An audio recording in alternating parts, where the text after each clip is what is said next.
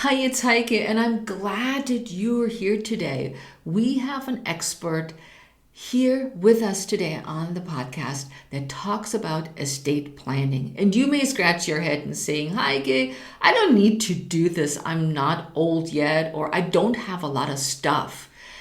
But it is important that we're planning ahead for when we get incapacitated or we need somebody to take the reins for us if we're not that healthy and we can communicate that. So it's not only about when we die, but everybody needs to know, as my kids found out when their dad died, it is super important to write it all down and have it legally signed and sealed, so to speak. So there is not even a question of what's going to happen with your estate, no matter how little or how big your estate is. My estate was a townhouse and a car. So I thought I never would qualify for estate planning, but boy, was I wrong.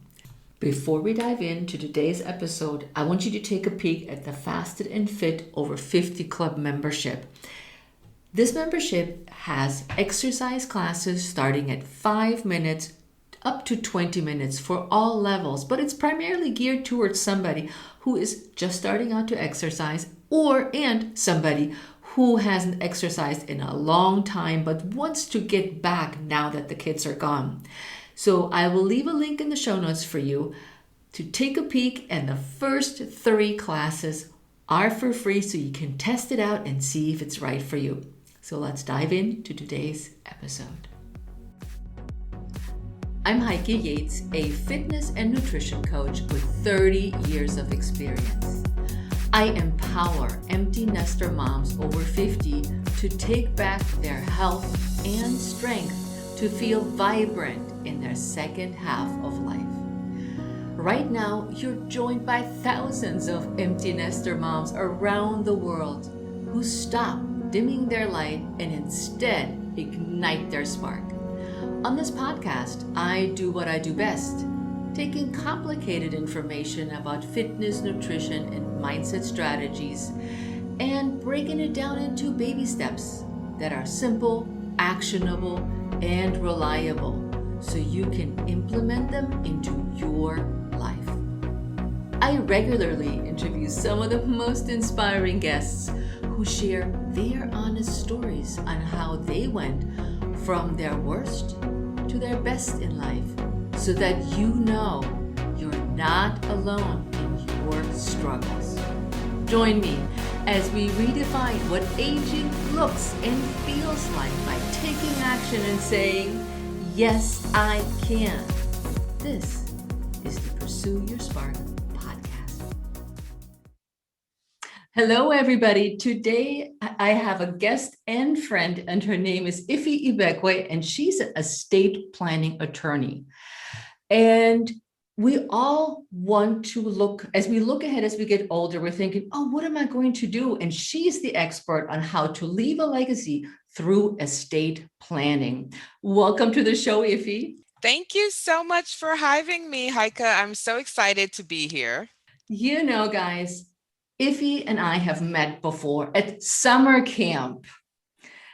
That's right. People are like, what? You went to summer camp? Well, not that far back, because I've only been here in the US for 30 years, but Iffy was a presenter at summer camp. And it was so nice to meet her and hear about talking about what we're talking about today. And so I'm so excited that she's here. I'm excited to be here. And I can't believe the summer camp was, a year ago It was when we during met? the yeah. Yes. At least a year ago, and it was so much fun. And I still love the t-shirt we all got. I still wear mine. I do too. So comfortable. And so I wanted to make sure that, we all have such busy lives and schedules. And Iffy, as an estate planning attorney, is busting her booty. And I saw a lot of her stories on Instagram. And I said, you got to come on my show. Aww. And what I want you to tell us, Iffy, is where did you start? Introduce yourself to where you are now, wherever you want to start. I was born on a Sunday at 10 p.m. No. Oh, great. No. You're like, no, not that far. Don't go in utero. Well, I'll tell you, professionally, I'm a lawyer. I've been practicing law for 15 years, and I for the first 11 years of my career, worked for large nonprofit organizations. I did education law, I did business law, contracts, that kind of thing. And along the way, I got married. I had 4 kids, 7 and under. And I also own my own practice where I have 4 employees. And so it's a very busy, rich life. We recently moved to Bentonville, Arkansas from Austin, Texas, where my business is still based, because we wanted to have more access to nature and to milder climate and gardening and space. Don't know if you've heard about Austin. It is too cool for us, and not cold, but too cool. Cool. I hear. Everybody Only, wants to everybody wants to live there, so it was time for us to go, and so yeah. we moved to Bentonville, Arkansas. How long have you been there, Iffy? This is our 8th month in Bentonville. Oh, cool. That's very fun. That's very exciting. And I understand the need for more space and less cool people, but more down to earth and Yes. enjoying life with the kids too. Yes, they aren't going downtown. They're not going to bars and to live music festivals. So I was like, why are we here paying these rates? Let's go somewhere that's family friendly in this phase of life. And that was that. I mean, honestly, that part is just having freedom to make decisions like that is very liberating. And something about COVID just making everything so centered with being around your little set of people made that a lot easier to make that decision, because my son wasn't going to school every day. He was on virtual school, and so we could move and go, and it was like this magic moment that we seized. Yeah, a lot of people have changed the way they're doing things. Some have quit Hmm. jobs, others, like you, have moved. I am revamping my business, as we just talked earlier before the interview, and making changes to live a better, fuller life and not run around and go crazy. Yes, absolutely. But your business as an attorney is not a garden variety of estate planning. What do you do now? What is it that you're passionate about? Yes, you know, I'm really passionate about helping breadwinning women.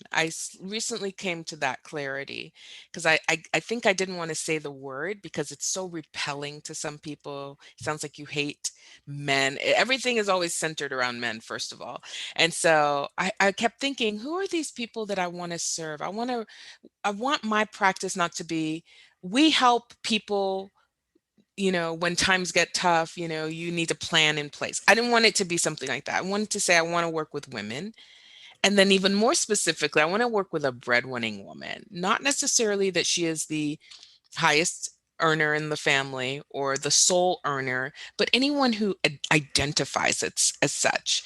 And I want them to be able to make decisions for their bodies, for their property, for their children, for their businesses in an informed way. And that's what I do with how I do my law practice. It's more than, here are the forms you need. It really is, and here's why you're doing that. And historically, here's why you maybe haven't done it, but let's move forward because this is something that you make the decision for and nobody else can do it for you. And I love that I'm skilled enough to do that part with the legal, and show women the way that way. Oh, this is so important. I remember a couple of years back, we did our will and estate planning, and I had no clue how much work they got in all of this and all the stuff that's involved with this. And I was always like, I've been a single mom for so long. I don't have anything. I have a house and I have a car. And my kids who are 30 and 33, Hmm. they said, Mom, you got to do something, even if it's just the house, because when dad died, my first husband, it was a mess and he was an attorney. And so It can be a mess, an expensive mess sometimes. expensive. That's what they said too. Now, let's pivot a little bit. You say about yourself that you're too much for many people. What does that mean? Oh, I think that we should all embrace more of that, especially for women. Um, I think this idea of being lukewarm where you don't say everything, but you say just a little, but you don't really want to offend because you don't want to be clear in what you're saying and make a decision is something that has paralyzed me for many years is, oh, I can't say that, or I can't say this, or don't put yourself out there too much. Don't show off. Or maybe there are people who are offended that you're always talking about children. Maybe they get, you start playing these stories in your mind about why you need to muzzle yourself. And consequently, I'm turning 40 this year, so I think it's a big marker in my life. I'm so excited because now I realize I'm not for everybody, just like everybody isn't for me. And that I don't lose sleep over that at night. And so that's more of what I want to call out of people, especially women, is you're going to repel some people. That's okay. You're already repelling them, being meek and being, guarded. That why not be your full self? Because you will get people who appreciate you, and there will be some that you don't jibe with you, and that's okay. It's actually okay. Nothing happens. So I say that just as a liberating, like, come and go at your own free will. This is not an airport. You don't have to announce your departure or your displeasure. So I think that's just come with age, though, for me, honestly, and stepping more into my own skin and being okay with it. Yeah, I felt this. I mean, I turned 60 this year, and I felt this literally with every decade that at 40, I stepped into my new, in my 50s. And now in my 60s, I'm looking around and I'm saying, nah, not doing that anymore. No, Hmm. I'm not going to put up with this anymore. And I'm even after all these years, you still keep finding your voice. And like you said, repel some people, but you also draw the people in with your honesty and what you really are about. Right. And it I just love feels that. better. It feels like your fuller self. I agree. Now, you as an attorney, you have an entrepreneurship as a Black woman, Mhm. and you select neglected demographics in estate planning to build a legacy. And you just recently did a campaign where you handed out or shared, or I don't know how to say that was right, but you gave your services to people in need. Tell us a little bit more about that. Right. So last summer, the summer of the Black Lives Matter movement really coming to a precipice in this country with George Floyd's murder and Breonna Taylor, and it just seemed like every other day there was something in the news, and the country was just in a swell. I just had a newborn. I had a baby, and so I'm not going to go out and protest. And I'm not a protesting type anyway. I really do think that one of the ways that I can move any kind of social justice movement is with my skill set. And that is helping people in wealth protection, asset protection, strategies for growing wealth and maintaining their agency in decision making, whether it's for their health. That's how I contribute, right? If you do this, you're going to set up the next generation. That's going to set up the next generation. So it's generational building. And so I ended up doing a giveaway, and I gave away 4 estate plans to Black people in the community because 80% by some estimations of Black people do not have any kind of estate planning done. 70% of most Americans don't. I mean, it's not far, but it's a little bit worse. And so I thought, this is one thing I can do to support this movement. I'm going to give away some estate plans. And so I did a giveaway, and I got about 40 something applicants. I also had other attorneys volunteer to give away estate plans through their practices as well. And so we ended up in the Austin area giving away 10 free Wow. estate plans to the 40 something people who applied. And it wasn't necessarily need based, but people had compelling reasons. For example, they had elderly parents they were taking care of, or just different scenarios that were really kind of cool to help with, just to encourage them in that. And I did that again this year because when I talk about underserved or under privileged demographics in the estate planning, it's not what people think. It's not just, oh, Black people. It really is.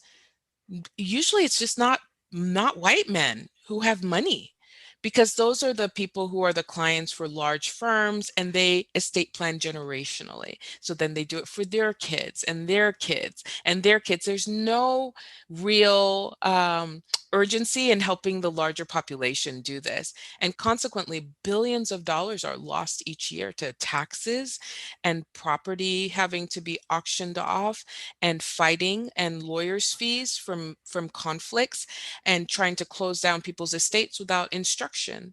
And so my goal is to reach that demographic, because the ones being served are fine. They've been served for many hundreds of years, usually in some of these families. And now this is a tool that we can all use. And that's my goal, is to make that norm. I'm actually writing a book about it, to normalize that so that you think you need one, and all of that. And you can have one. It's not that only Yes. the rich people can have one. Like I was thinking, who am I? Little Heike, I have one townhouse and a car that I own. It still would have been a huge mess if I would have just keeled over and died, because the kids were Yeah. like, well, here's the legal. Now I know about some of the legal steps that I can remember of what would have happened. Yes. And from my experience, once you start planning your estate, and it sounds so grandiose when you say estate. Well, I had a 3-bedroom townhouse as my Yes. estate. This is my estate. It's it's not as expensive as when we did it 2 years ago, because we had amassed on a second marriage. We had another house and we had all the other Hmm. things. And so suddenly it was this whole binder I got with all Yes. the stuff in there. And I said, I wish I started earlier. Yeah. And we all have an estate, and we all have an estate plan. If you don't do anything, your state already has something called intestacy laws, which are how your property will be divided if you don't create your own guideline. And so you really do need an asset distribution document that's according to your wishes, so that you don't have to go by the state's wishes because you chose Mhm. not to do anything. It might not go to who you want it to go to. Good point. Because a good estate, and they're like, thank you very much. Now we got your Yes, house. Now we got your land. Goodbye. exactly. Yeah. Yeah. Now, Iffy, why did you become a lawyer? This is a great question. I never wanted to be a lawyer. I didn't grow up knowing lawyers in my family. In fact, my dad was a physician, and I grew up in the Middle East. I grew up in Dubai and in Saudi Arabia and Doha, Qatar. And my dad taught at medical schools in the Middle East before coming to teach in Houston at the University of Houston Medical Center. And all of his friends were doctors, so I just assumed I'd be a pediatrician or a neonatologist. And by the junior year of college, I hated everything about pre-med, chemistry, organic chemistry, genetics, physics. All the things you had to take were the most boring classes. And I remember 9/11 happened, and my brother came to visit me at the University of Texas, where I was a student. And he said, and I was just having a crisis of what am I going to do? And he said, "You love to argue. Why don't you become a judge?" I was like, "Oh, Oh, what is this? What does that it take is to be a adorable. judge?" And he said, that's all he said. I mean, he's just saying it, but based on my personality. And that's what triggered my realizing there was no prerequisite to become a lawyer, and I could just take a test. And I took a test, got into a wonderful school, same school I was at the University of Texas in Austin. And the rest is history. I thought, oh, well, okay, if I'm not going to become a doctor, my parents are both teachers. My dad's a doctor who teaches, my mom's a teacher. I'll do education law. I mean, this was not thought out. And that's what I did for the first, season of my career. Is just that. I worked for school districts, doing a lot of trainings for school leadership. And then I went in-house and started doing more business law stuff. And so it actually worked out pretty well, but I didn't have a plan. Considering I'm an estate planner, I did not have a plan for this. Now, when did that pivot? When did you say, okay, this is really where my passion is? I want to do that instead of. Yes. I hated this class in law school. I just thought it's for stuffy, rich, old people who have a lot of money. What does it mean for the regular person? And so it wasn't a class that I enjoyed or particularly did well in.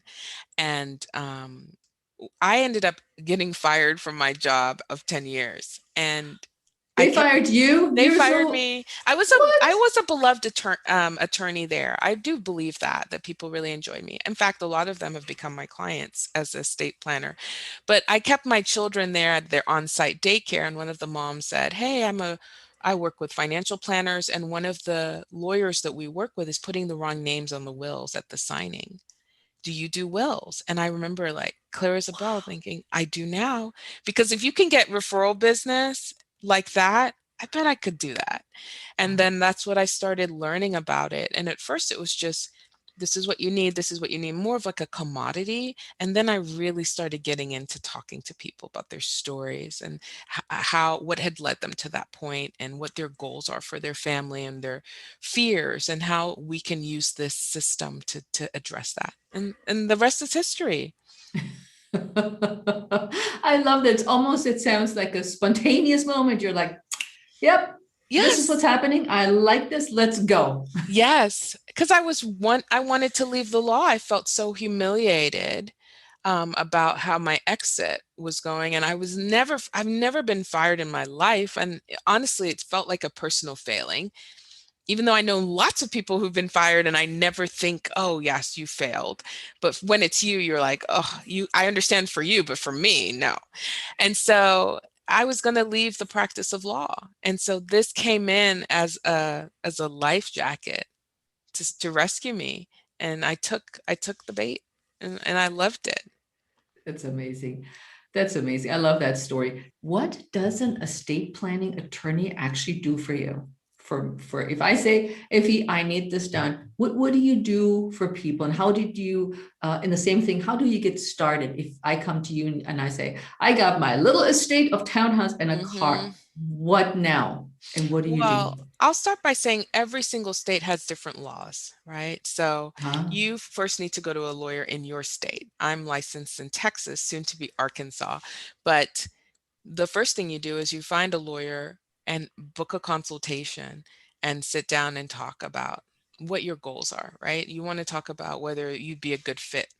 And if you decide to go forward with them, they're going to help you set up your life in such a way that you're leaving instructions for what to do, not only upon death, which is what I think a lot of people think estate planning is, but in the case of an incapacitation, like an injury that doesn't allow you to make decisions for yourself, or long-term illness where you no longer can take care of yourself, who do you want to help you in those scenarios? How do you want to pay for that?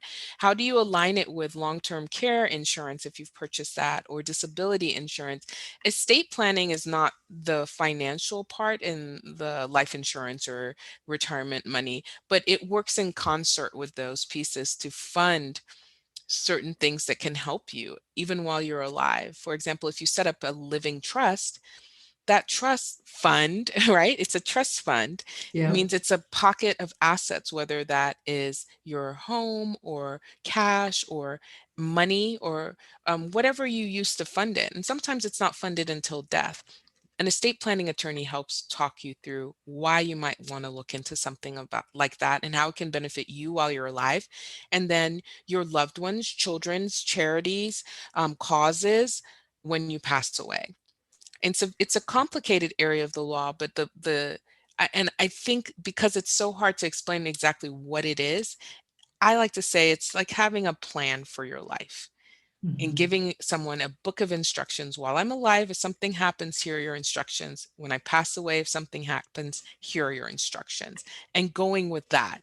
That way, if someone is grieving you, if you pass away, they're not thinking, where are your bank accounts and who's supposed to get what and how do you want us to deal with your china? You can give instructions for all of that so they can grieve.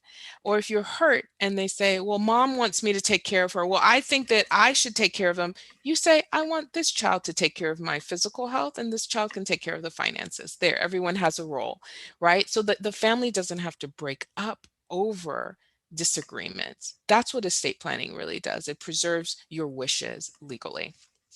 Is there a good way to find an estate attorney, planning Yes. attorney? Talk to people around you, talk to friends and family and ask them, who do you know? Have you done this? Who did you use? And then go from there. If you know a lawyer, you might ask them if they have a reference. I tell people, though, when you're looking for an estate planner, because it's such a nuanced area of law and not a lot of people are in that area as lawyers, you don't want to go to someone who does everything. They do bankruptcy, divorce, estate planning, real estate. That's usually a ticket to run. But you want to go to someone who says, I'm an estate planner and I hold myself up to be such here. And you interview them, ask them for examples of what they have done in the past with a scenario like yours, how many clients they've had. You ask them and you interview them like you would any professional that you want to hire. Yeah, so don't be shy about this, because I was like No. sitting there saying, what am I asking this person? I only have a townhouse. And, Yes. and I literally sat there and I was like, okay, tell me what you do and explain it to me in layman terms. Yes, and don't think that just having a townhouse is nothing, right? You have a townhouse, which is an asset. You have other things within it that you may have emotional attachment to, or maybe one of your children does. Or you may have instructions because they need to know what to do with these things if they don't want it, right? Or what your wishes would be about that. And so it really is independent of how much money you think you own or what your asset portfolio looks like. It really is giving guidance to other people so they can help you figure out what to do in incapacitation or during death. And a lot of people come to me and they'll say, "Oh, I have a simple estate." Let me tell you, whether they have $8 million or they have $2,000 in the bank, everyone says theirs is simple. So it really doesn't mean anything because simple might be, okay, maybe we don't have a lot of cash, but we have kids together. He has kids and I have kids. Who's getting what? That's not simple, even if it's not a lot of money. How do you do that so that you don't have the breakdown of family? Do you disinherit the other spouse's kids that are non-blood children? Or what happens to your kids if you pass away and your spouse remarries? Do you want to talk about what that could look like if they marry someone and start a new family and your children are disinherited? That's independent of how much money you have. If you have a little, you might just want to give it to them, regardless of how little it is. But you have to put that in paper so you don't inadvertently give that money to somebody else's family. And I laugh because it happens. And people never think that. They're just thinking, oh, I have not much, but you know, And maybe you have ideas. you are so right, Iffy, because when we sat down with our estate planner, she asked all these questions, and I had no idea that this is just as important when you are alive, probably even more, like you addressed, it's if you're incapacitated. Well, you can't speak, you had a stroke. Who's the person that's going to be your advocate? Who's the person who calls the medical shots? Who's the person that takes care of your estate and maybe pays you a monthly fee? There was so much in there that I never thought about. Right, absolutely. I have a friend right now who is a guardian over her father, a conservator in some states. It's like when you take over the physical care and the financial care of somebody else, you might be appointed to be the person that's the point person. And she never signed up for this. In fact, because her parents were going through divorce, her mother was actually supposed to be the representative, but now that they're in a divorce proceeding, they had to go to court, have another person appointed to be his guardian because they're divorcing, and he's not capable of taking care of himself. And she gets all his mail and all his bills from his business, had to find new service providers for all his clients after he had a stroke.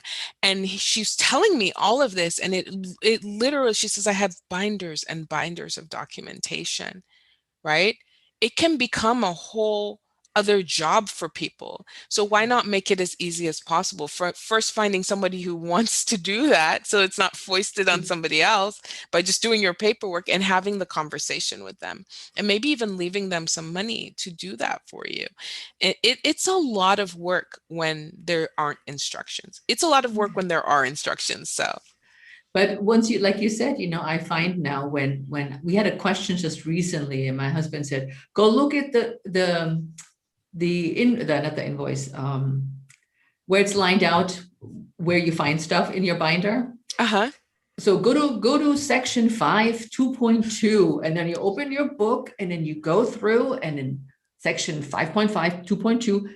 Oh, that's what we need to do right now. Yeah.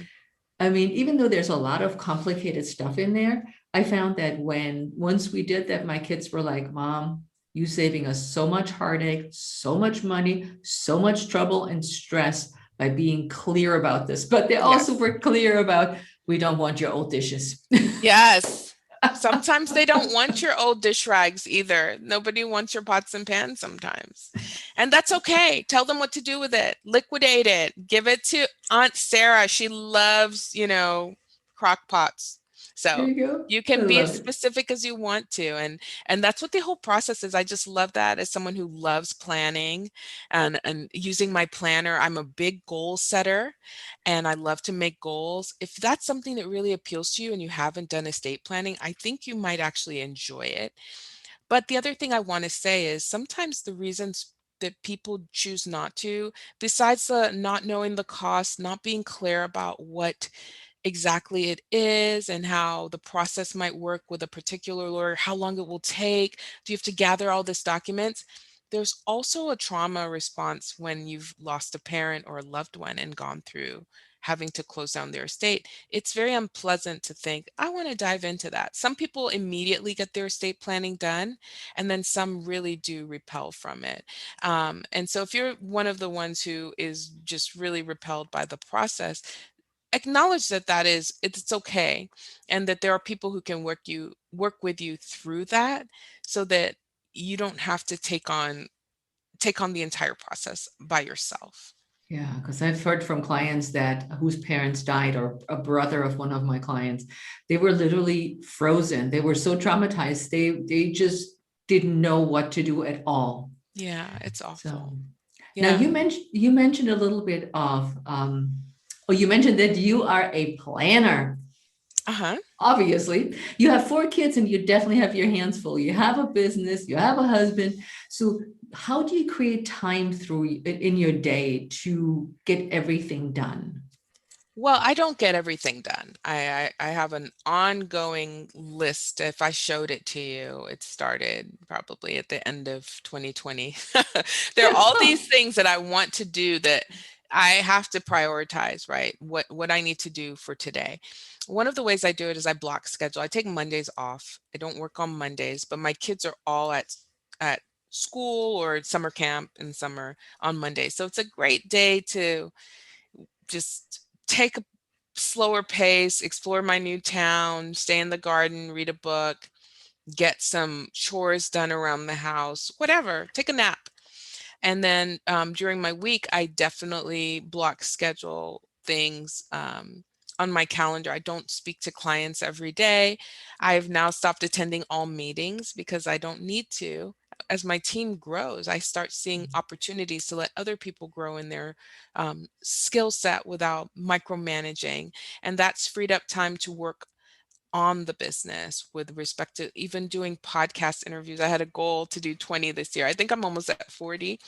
Wow. And just I my one of my gifts is speaking and in educating, and I really enjoy that. And so it frees me up to do things that are my best and highest uses of my time. And so yes, I don't get it all done, but I do make sure that within my time frame that I love exercise. So I am in a kickboxing class and I love riding my mountain bike or just going on super long walks and listening to a book. I like that physical getting into my body as one of my ways to stay grounded. And I just prioritize that doggedly, you know? I just saw a picture of your mountain biking group on Instagram. I was like, Yes. wait a minute, let me look at this. Yes, I'm part of the Women of Oz in Northwest Arkansas, and it's a huge mountain biking community here. And we get out there and we get on the trails. And I wish I could mount a camera because it just seemed like we were posing in the grass. I said, I need to film when we're in the woods going through the trails and all the berms and all the shredding. It's so much fun and it's very high adrenaline, and you have to be focused. So you can't be distracted. It's just one of those activities you don't want to fall. So you can't have your mind distracted by other things. It's amazing.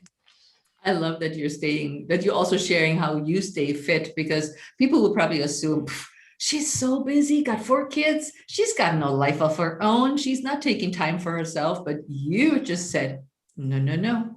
Always. I think it's a great way to model, especially I have 3 daughters. I want to model what it's like not to lose yourself in motherhood.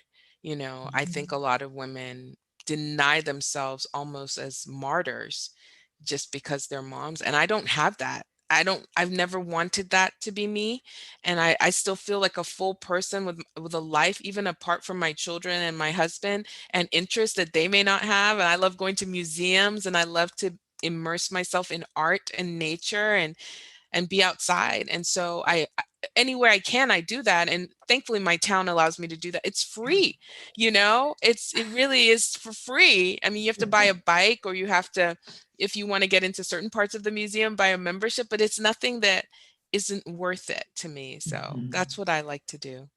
This is very important for our listeners, or for my listeners, to hear that we are not stuck in a role that somebody gives us, or that we inherit, or that is just part of what's always been a mother.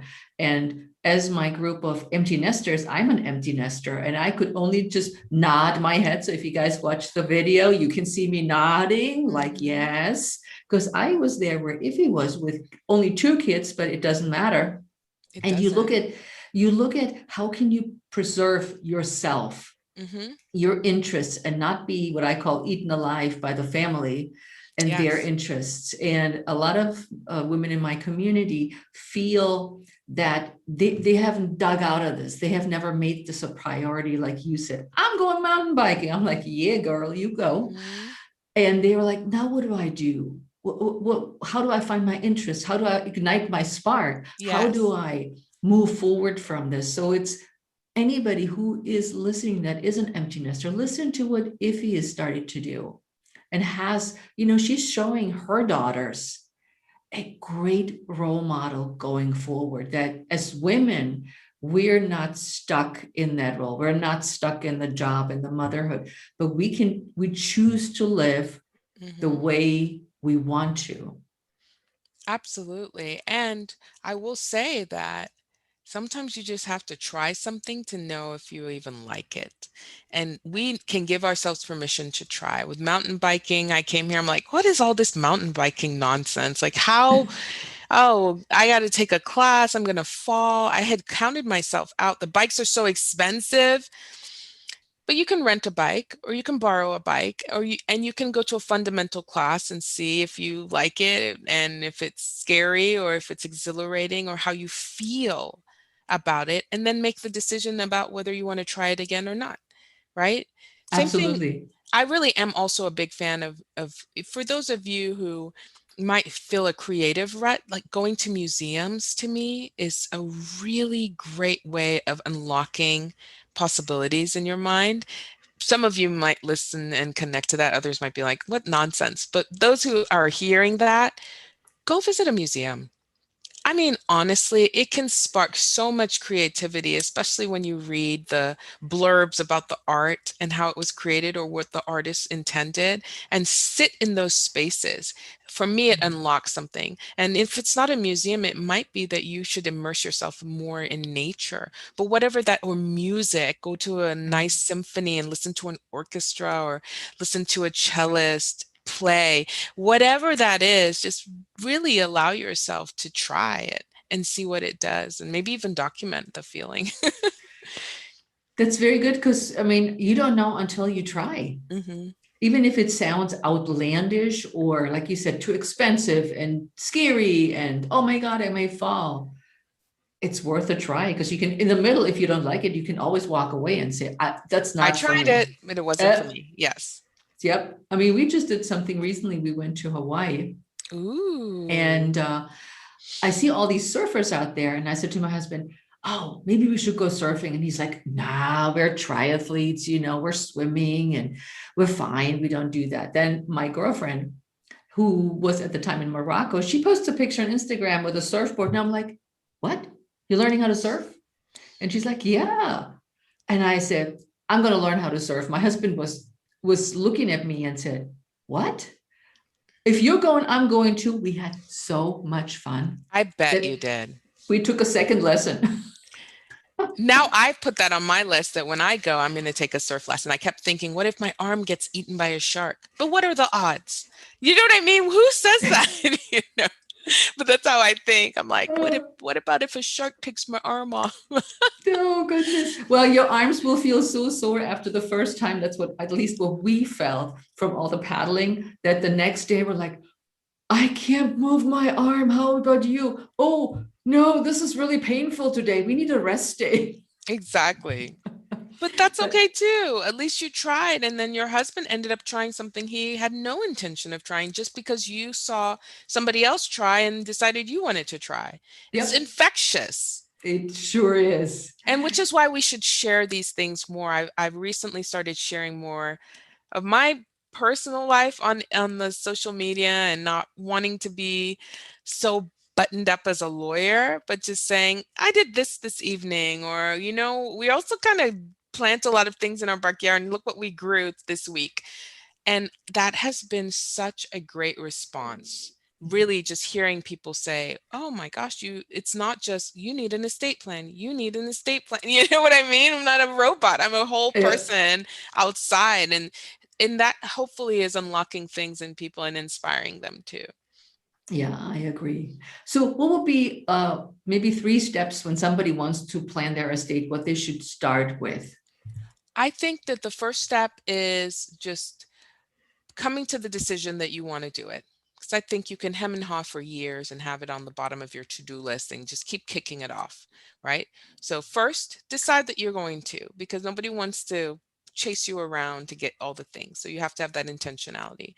Next, start interviewing estate planning attorneys. A lot of them will do complimentary consultations or a nominal fee that maybe they apply to the estate plan if you decide to go forward, or just a fee that you pay for their time, and talk to them about your family. Really make sure that they understand what you have fears about and what you're hoping to accomplish, and that they are able to tell you what this process will entail and the results that you could expect. And then the third thing to do after that is to communicate, pick one, right? If you find one you like, work with them, and then communicate with all the key people that you have as your executor or personal representative in your will, or as someone, as a trustee in your trust, or your kids if they are adults and they are going to be your financial agents or medical agents. Tell them, make sure they're okay with it, and then tell other people who are affected by your decision so that they're not caught unawares and I didn't know that mom picked me. Why didn't she pick this sister? And now this sister's upset. Talk and let Mhm. people know you did it, and let them know why you did it and why they should do it as well. So we can really start an avalanche of people making this, just like getting health insurance and keeping that up, and getting car insurance and keeping that up. Estate planning should be the same thing. It's not a one and done. You will have to update it as your estate changes and your Yeah. kids mature, you get divorced or married, or someone passes away. Those are all times to review it. So those are my 3 things. Decide you want to do it, interview and hire someone, and then communicate it to your loved ones and key people. Super great tips. I can just only go, yes, yes, yes. Because my kids were like, "Did you do it, mom?" I'm like, "Yeah, you're doing this and you're doing that, and you get this much money and you get this much money, and then Yes. whatever it is." And then, like you said, so they, at least they know, and they were so relieved when I told them that we had taken care of that. And they're like, Yes. bingo. Yes, it's very relief giving. That's one thing in my market research. I've been doing all these calls that people say, when I do this, I know I'll feel relieved. I'll feel prepared. I'll feel peace. These are the kinds of words that come up, knowing that my family's taken care of, knowing that I've gotten my ducks in a row. That's what it does. It takes that nagging back of your mind feeling away. Mhm, mhm. Now, final question. How can people connect with you and reach out to you if they just want to connect with you because you're such a cool woman, Oh, well, thank you. or because they want to have some want some information on estate planning? Well, the one of the best ways to reach out to me, and I think I'm most active on Instagram, and my handle is Iffy Ibekwe, ESQ, like Esquire. And that's where I share a lot of my thoughts, and you can connect with me that way. If you are in Texas and looking for an estate plan, you can book a consultation at willsintexas.com. That's my website. And other than that, you can find me. If you Google my name, I'll come up. I've been in enough places now, so. And we leave all the links in the show notes so you don't scratch your head on how the heck do you spell this. And so it will all be in the show notes, super easy for you to reach out. And I want to say thank you so much for coming on the show today, Iffy. And it was wonderful for me to reconnect after summer camp. I know. Thank you so much for having me, and just the joy that you exude, and just I want to say it in French, but I won't, but your joy for life is very infectious. Oh, thank you so much. That means a lot to me. You're welcome. So listen up, guys. If you or when you listen to this interview, we also have a video. So if you want to see Iffy live, you can do that to almost live. But what we want from you is to actually really reach out to us. Not just, oh, maybe yes, maybe no. Listen to this. Tell us what you liked about this episode. Tell us how this conversation may have helped you take the next step. Tell us that you just want to connect with us because we're such cool women. Whoa. And let us know how this episode may have helped you in any which way, or any questions you may have. You can reach Iffy on her handles, as you will find out in the show notes. And you can reach me on Instagram at Heike Yates and Pursue Your Spark, and Heike Yates Pursue Your Spark on Facebook, or like Iffy, I'm all over social media, but we communicate a lot on Instagram and Facebook. So reach out. And with that, my friends, have the most wonderful day, and I'll see you next time on the Pursue Your Spark podcast. Ciao.